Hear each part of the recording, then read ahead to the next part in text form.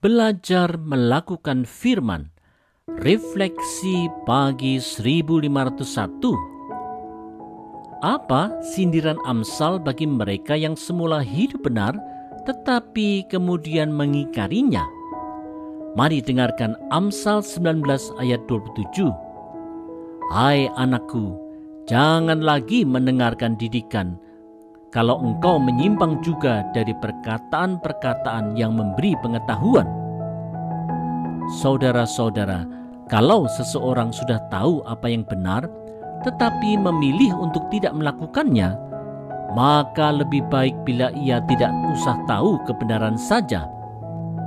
Hal senada disampaikan di 2 Petrus 2 ayat 21. Karena itu, bagi mereka adalah lebih baik jika mereka tidak pernah mengenal jalan kebenaran daripada mengenalnya, tetapi kemudian berbalik dari perintah kudus yang disampaikan kepada mereka.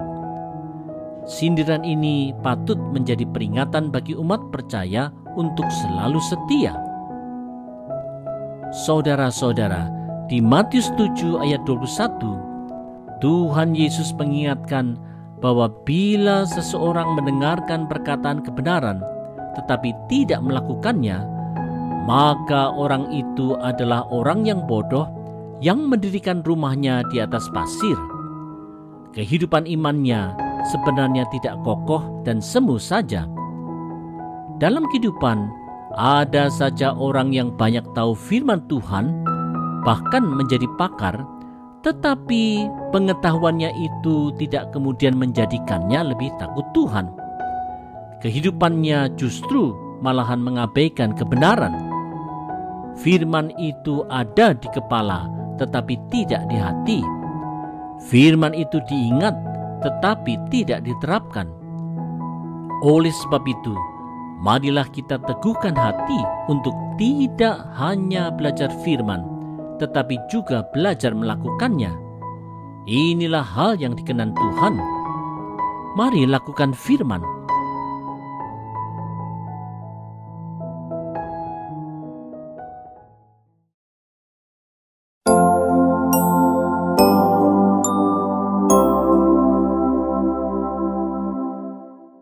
Berkata benar dan menjauhi dusta.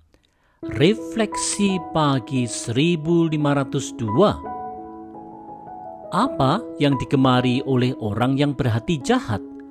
Mari kita simak Amsal 19 ayat 28. Memberi kesaksian palsu berarti meremehkan hukum. Mencelakakan orang sedap rasanya bagi orang jahat. Saudara-saudara, orang yang berhati jahat tidak akan menaruh peduli pada hukum dan sistem peradilan. Ia dengan mudahnya memberi kesaksian palsu dalam sebuah perkara pengadilan. Ia senang bila melihat orang benar celaka, bahkan ia sangat menikmati hasil dari perbuatan jahatnya itu. Karena sistem peradilan yang bersih adalah sarana Tuhan untuk menegakkan keadilan dan kebenaran, maka kesaksian palsu dari orang berhati jahat itu merupakan penghinaan terhadap kebenaran Tuhan. Kesaksian palsu adalah hal yang jahat di mata Tuhan. Saudara-saudara, perintah dasar titah di Keluaran 20 ayat 16 sangatlah jelas bahwa Tuhan melarang umatnya untuk mengucapkan saksi dusta tentang sesamanya. Dalam konteks zaman sekarang, aplikasi perintah Tuhan untuk tidak bersaksi dusta ini tentu saja tidak hanya untuk sistem peradilan, tetapi juga di dalam setiap aspek kehidupan.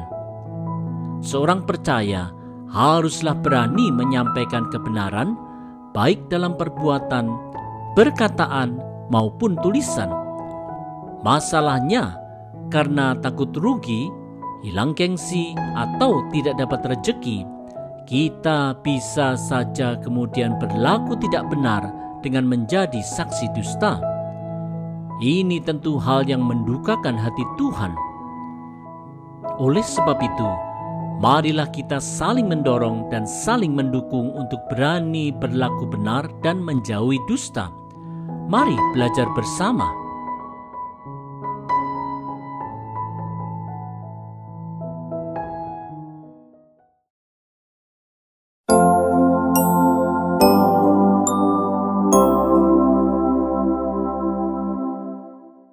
Tidak menjadi pencemooh. Refleksi pagi 1503. Di dalam Amsal, si pencemooh dan orang bebal biasanya merujuk untuk mereka yang tidak mau mendengar dan menaati nasihat firman Tuhan. Mereka tidak ragu-ragu untuk berbuat hal-hal yang tidak berkenan di mata Tuhan. Apa yang akan terjadi pada mereka yang tidak takut Tuhan ini? Amsal 19 ayat 29 memberikan petunjuknya. Hukuman bagi si pencemooh tersedia dan pukulan bagi punggung orang bebal. Saudara-saudara, bila seseorang suka menyepelekan dan mencemooh petunjuk firman Tuhan, maka ia telah bertindak bodoh, karena dosa pasti akan mendatangkan hukuman Allah.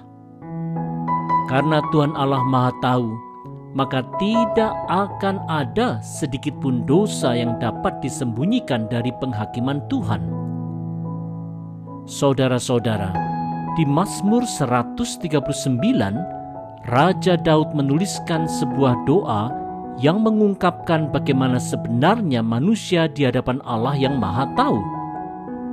Melalui dosa ini, kita sebagai orang percaya seharusnya sadar bahwa mata Tuhan akan selalu melihat kita di mana saja dan kapan saja. Hanya saja seringkali kita terlarut dan terhanyut di dalam arus keinginan dunia yang memang begitu menarik hati, sehingga kita kemudian secara sadar memilih untuk bertindak jahat. Kita memilih untuk menjadi si pencemooh dan si bebal di mata Tuhan. Oleh sebab itu, bila memang ada hal-hal yang kita tahu tidak berkenan di mata Tuhan, marilah kita merendahkan diri kita di hadapan Allah untuk bertobat. Di dalam pertobatan ada pengampunan melalui darah penebusan Yesus Kristus.